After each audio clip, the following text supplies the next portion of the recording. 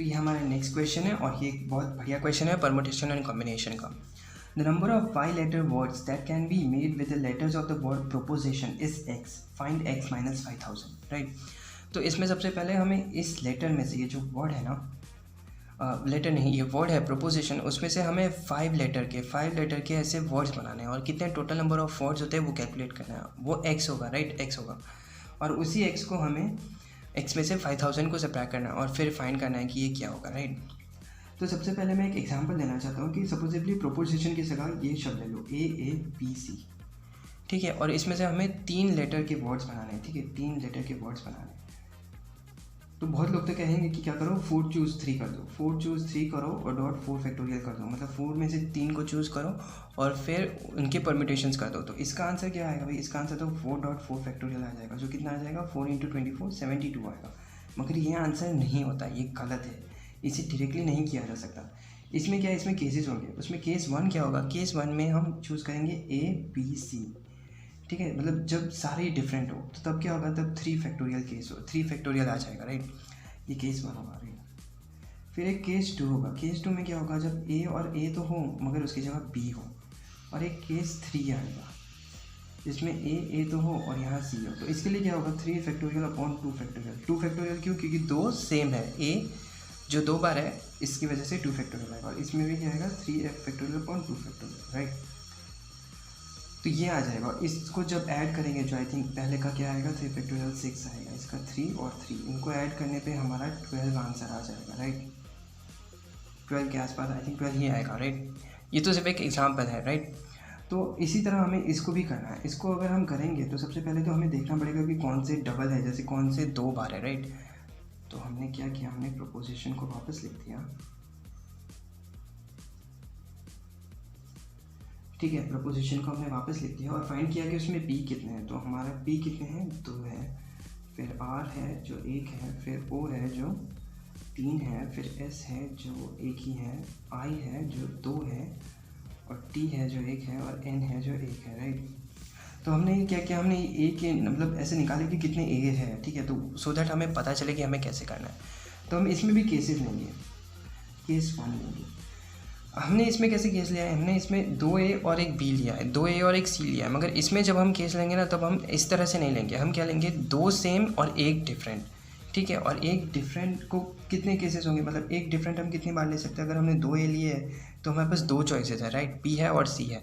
तो ये केस को एलिमिनेट करके यहीं पर हम 2 से मल्टीप्लाई कर देंगे। तो ये 3 को निकाल के यहीं पर 2 से मल्टीप्लाई करेंगे, आंसर तो सेम रहेगा। तो वैसे ही करना है। तो सबसे पहले क्या लेंगे, सबसे पहला केस होगा जिसमें ऑल डिफरेंट हो, मतलब 5 के 5 लेटर जो है ना, सबके सब डिफरेंट है।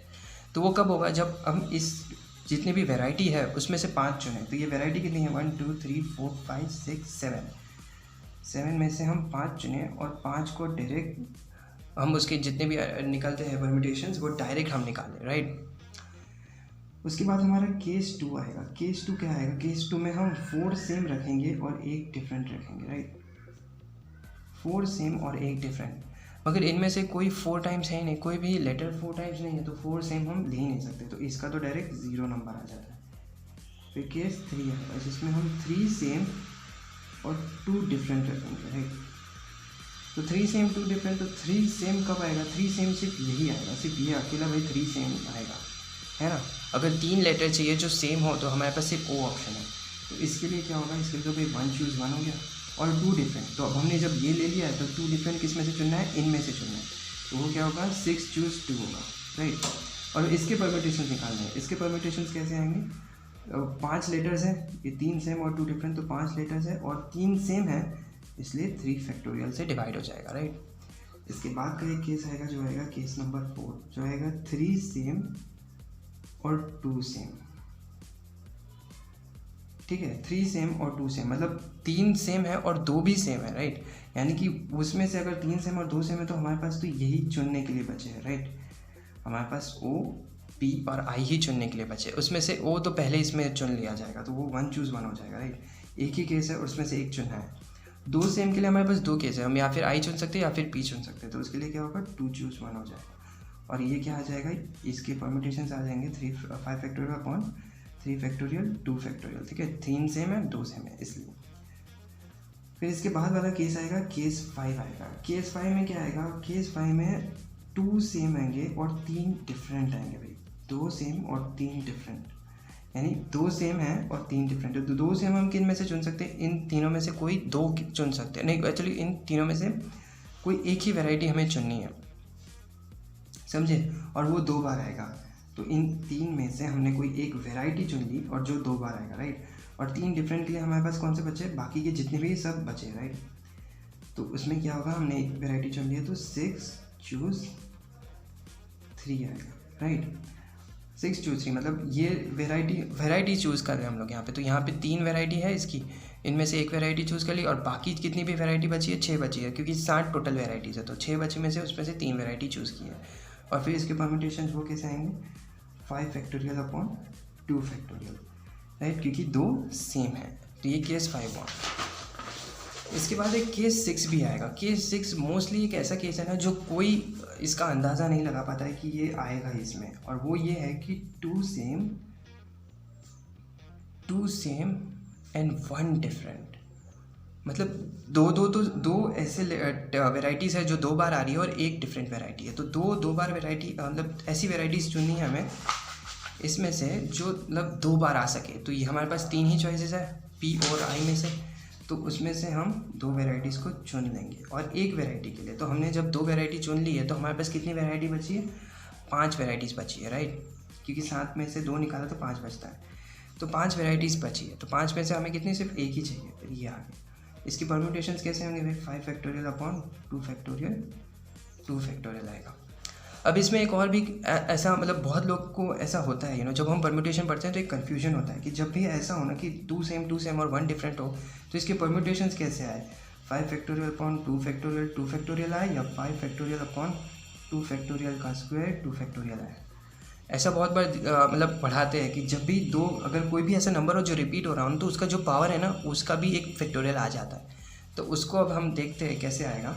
तो हम इसका एग्जांपल ही ले लेते हैं। जैसे हमने जब 2 सेम लिए तो उसमें हमने समझो पी और आई लिया, राइट, और एक डिफरेंट लेना था तो उसकी जगह टी ले लिया। तो हमारा कैसे आ जाएगा, हमारे पास ये शब्द आ जाएगा PIIT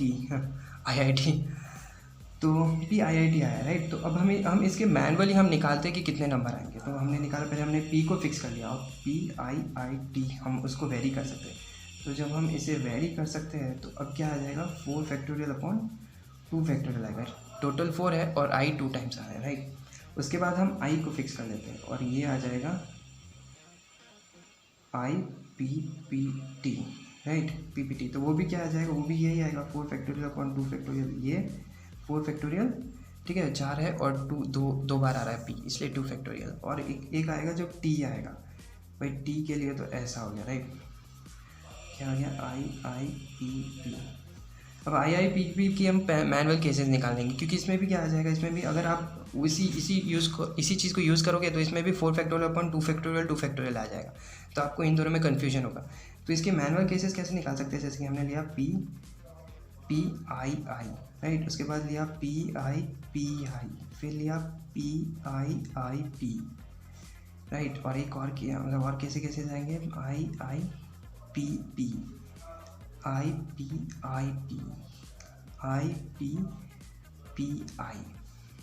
है कि नहीं। 6 केसेस आ रहे हैं, 6 केसेस आएंगे, राइट। तो टोटल हमारे 6 केसेस आ गए, राइट, यानी ये 6 हुआ। तो ये कितना हुआ था, ये तो भाई 4 × 3 ये 12 आ गया, ये भी 12 आ गया और ये 6 आ गया, राइट।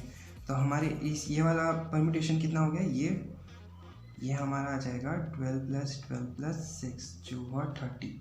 अब अगर हम 5 फैक्टोरियल को 2 फैक्टोरियल करते तो क्या होता है, 120/4 30 आता है। और अगर ऐसा किया तो 120/8 आता है, 15 आता है, यानी ये गलत है, ये सही है, ठीक है।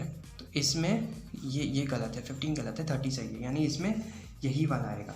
मोस्टली हमें यही याद रखना है कि जब हमारे अरेंजमेंट्स मैटर करते हैं ना, जब P और I अगर हमने इन्हें इंटरचेंज कर लिया और अलग चीज़ बन गई ना, तब हमें ये वाला चूज़ करना है। और जब हमने P और I को इंटरचेंज किया तब भी अलग चीज़ नहीं बनी तो हमें ये वाला चुनना है, ये हमें याद रखना है, ठीक है। तो ये आ गया। अब हम टोटल 1 to 5 केसेस में सबको ऐड करेंगे। तो फर्स्ट केस का हमारा कितना आया था, 7 चूज 5.5 फैक्टोरियल। सेकेंड केस का हमारा 0 आया भाई। थर्ड केस का हमारा क्या आया? थर्ड केस का हमारा आया 1 चूज 1 डॉट 6 चूज 4 नहीं 6 choose 2 dot 5 factorial upon 2 factorial है ना, 2 फैक्टोरियल 3 फैक्टोरियल सॉरी 3 फैक्टोरियल। उसके बाद फोर्थ वाला केस हमारा क्या आया था? 1 choose 1 dot 2 choose 1 1 choose 1 dot 2 choose 1 dot 5 factorial upon 3 factorial 2 factorial, right, यही आया। और इसके बाद क्या आया था? फिफ्थ केस में हमारा आया था 3 चूज 1, राइट, 3 चूज 1 आया और 6 चूज 3 आया डॉट 5 6 चूज 3 सही लिख रहा हूँ, हाँ, डॉट 5 फैक्टोरियल अपॉन 2 फैक्टोरियल। और सिक्स्थ वाला केस क्या आया? 3 choose 2 dot 5 choose 1 dot 5 factorial 2 factorial 2 factorial. अब जब आप इस सब को ऐड करोगे तो आपका आंसर आ जाएगा 6890, यानी एक्स आपका ये आएगा। और हमें इसमें से 5000 निकालना है तो हमारा ऑप्शन 1890, तो हमारा ऑप्शन 1890 वाला कौन सा है? पहला वाला है, यानी ये हमारा आंसर है।